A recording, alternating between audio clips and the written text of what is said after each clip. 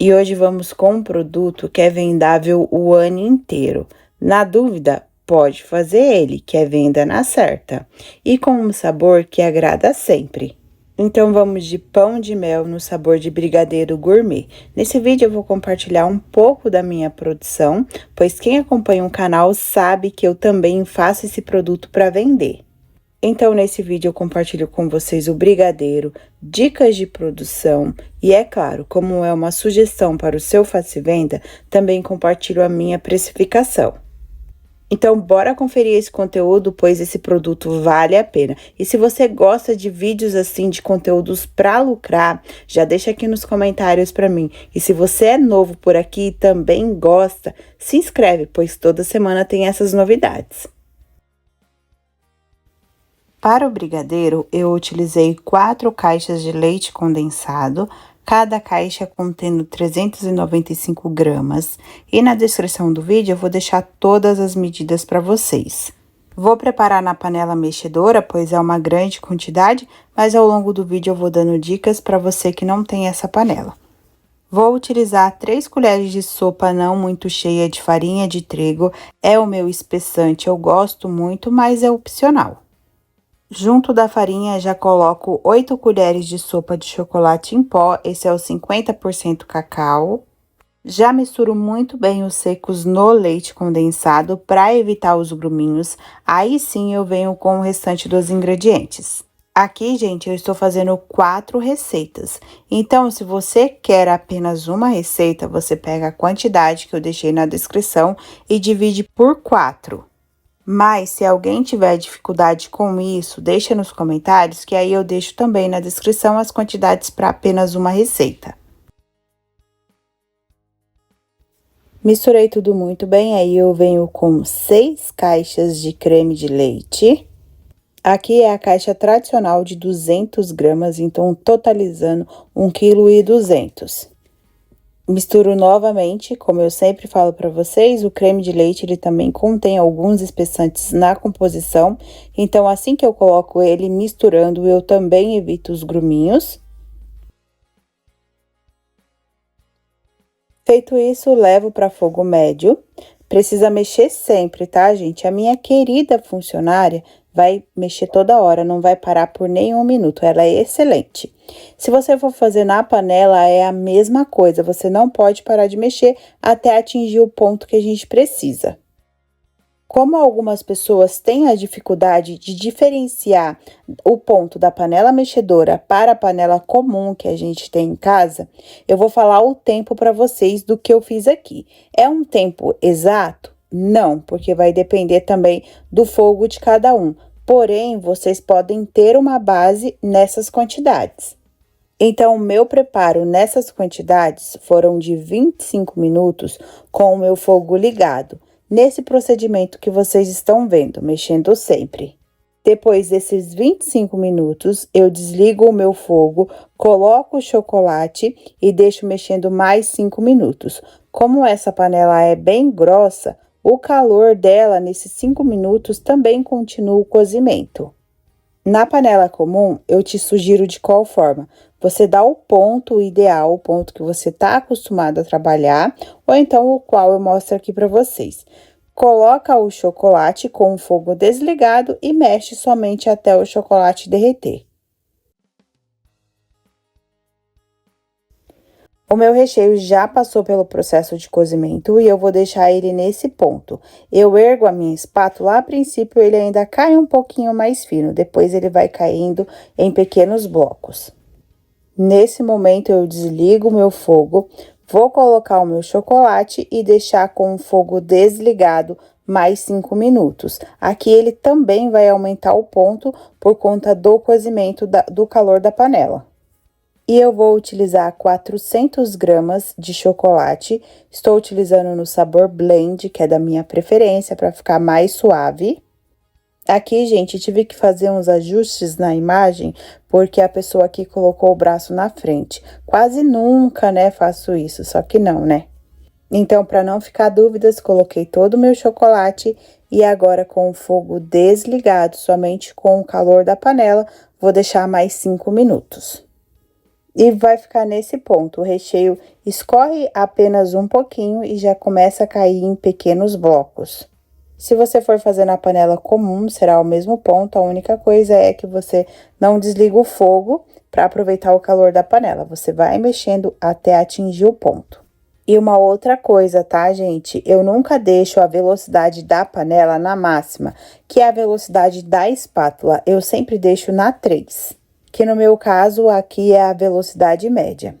Agora é só transferir o recheio para um outro recipiente, colocar um plástico em contato de toda a superfície, pois é um recheio quente, assim evita a nata. E deixar esfriar totalmente. Eu gosto de deixar esfriar em temperatura ambiente. E a minha massa de pão de mel já está pronta. Gente, não passei de novo nesse vídeo, porque senão ia ser algo muito repetitivo. Já passei ele aqui no canal recentemente, eu vou deixar o link para vocês aqui na descrição. E muitas pessoas já preparam essa massa, vendem, ganham dinheiro com ela. Eu tenho muito retorno positivo com essa receita, então realmente se eu trouxesse de novo ia ser algo redundante. E essa receita é de custo baixo, fica maravilhosa. E se você ainda não viu, vale a pena ver e testar a receita também, mesmo que você já tenha uma receita aí que dá certo. Meu recheio já esfriou totalmente. A massa de pão de mel também precisa esfriar totalmente pra gente utilizar. E ele fica nessa textura ideal para rechear, que se fosse um bolo festivo também daria certo, pois é um recheio com ótima estrutura. E agora eu tenho uma dica para vocês. Como eu recheio o pão de mel na manga de confeitar, o que eu faço? Eu pego uma parte desse recheio, pequenas partes, coloco na panelinha e vou aquecendo ele no micro-ondas. Não tem problema nenhum, tá, gente? É apenas aquecer, não é algo que precisa novamente do cozimento. Aí fica muito mais maleável na manga de confeitar e automaticamente bem melhor para o rechear. Vou mostrar aqui só para vocês terem uma referência, coloco essas quantidades, aí levo 30 segundos pro micro-ondas, dou uma mexidinha, mais 30 segundos. Já é o suficiente aqui para ficar bem maleável. Mas se vocês sentirem necessidade de colocar mais 30 segundos, pode colocar, até você perceber que tá fácil para você utilizar. E faço a mesma coisa com o doce de leite, pois eu utilizo aqui pro pão de mel ele puro, e às vezes ele tá muito firme mesmo, principalmente porque eu deixo na geladeira. Aí esse é um método que nunca falha. E para rechear, eu gosto de utilizar essa manga de confeitar, que ela é mais resistente. E o adaptador, ele também traz mais resistência aqui, porque a gente está utilizando o bico de confeitar. Então, não tem como ele sair aqui quando a gente fizer a pressão. E também estou utilizando o bico Perlé na numeração 1A da Wilton. Esse da numeração do Perlé, ele é o maior. E, gente, assim, eu posso rechear com a colher? Dá. No começo, eu fazia desse jeito. Só que são essas pequenas coisas que mudam a nossa produção. Aqui facilita muito, vai otimizar o nosso tempo.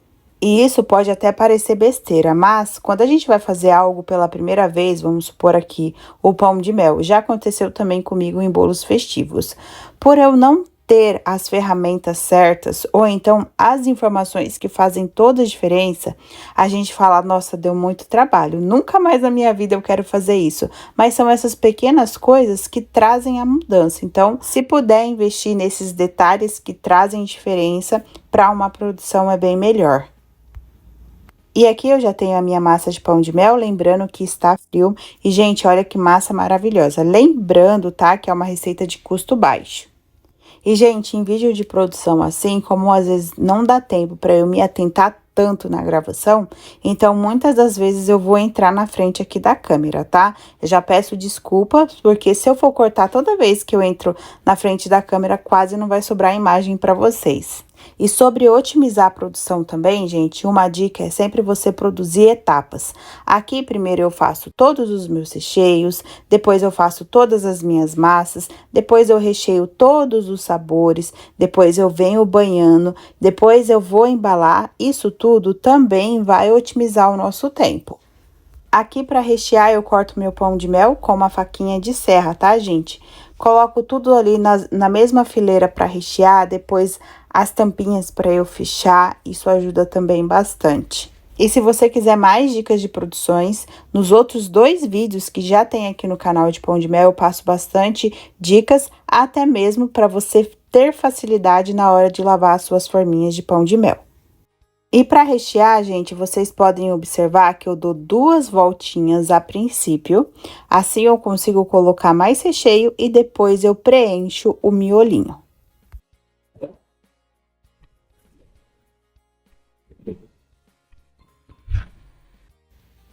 E como falei, depois eu venho colocando as tampinhas. Aqui eu não recheei todos de brigadeiro, senão ia demorar muito para eu mostrar essa etapa para vocês. E colocando as tampinhas, eu também dou uma leve apertadinha para o recheio ir pro lado. Depois, eu venho passando a colher na lateral do pão de mel, porque assim eu consigo deixar o recheio certinho. Fazendo isso, evita de quando a gente passar a cobertura, ficar buracos na lateral. Porque dessa forma o recheio vai ficar certinho com a massa de pão de mel.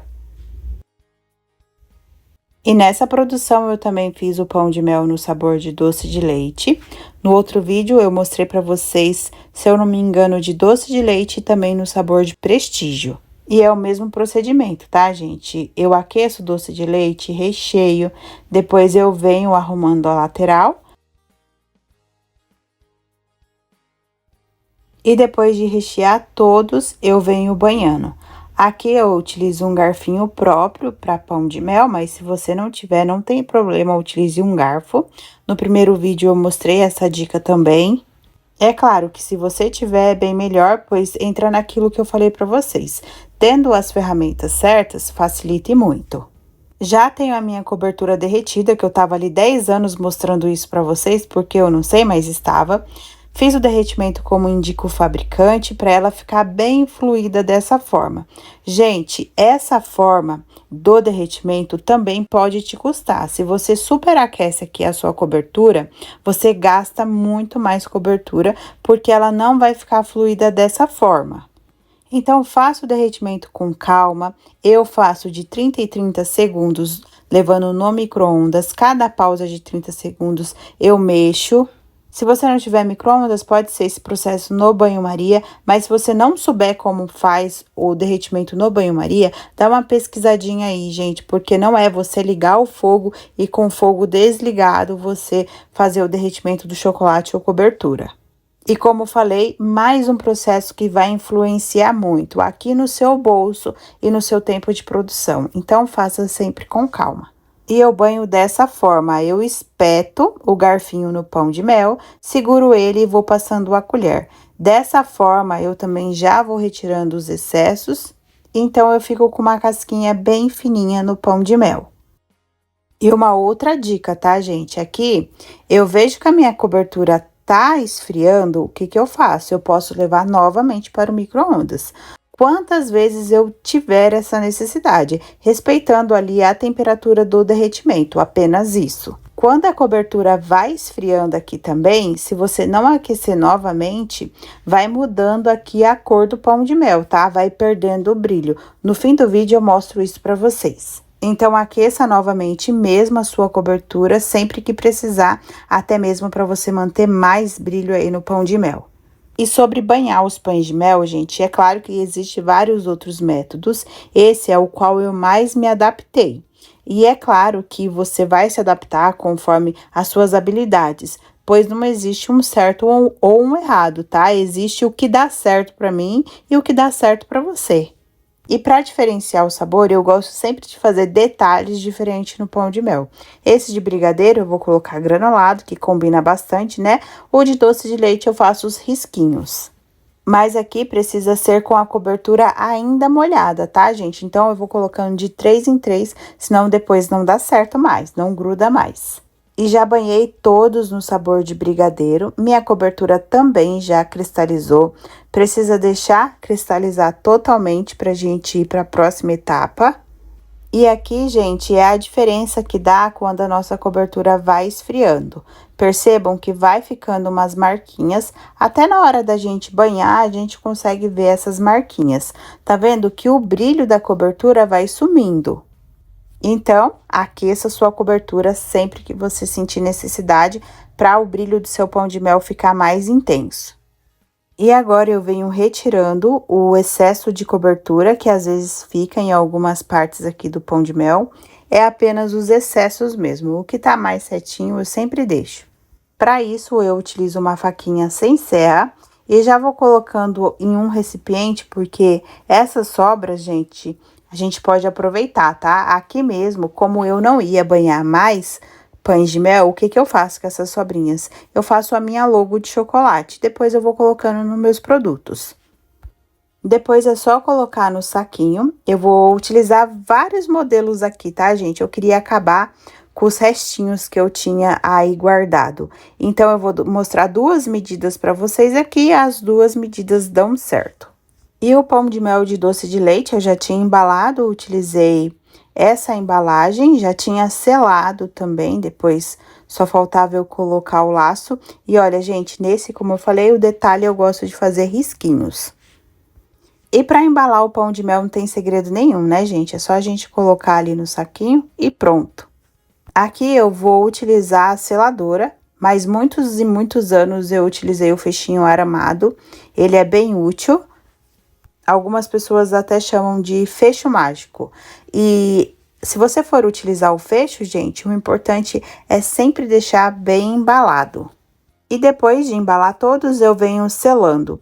Aqui, gente, a selagem facilita muito. O fecho aramado, eu demorava muito tempo.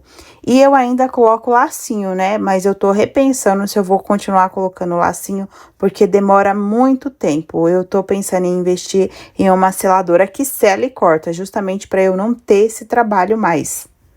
A gente vai adquirindo facilidades, aí a gente vai querendo cada vez mais, né, gente? Depois eu venho com a etiqueta da minha logo, e se você ainda não tem aqui no canal, tem cupom de desconto, então aproveite, porque é por tempo limitado. E como é para vendas, a gente também tem que colocar a etiqueta de validade, eu sugiro sempre na parte de baixo.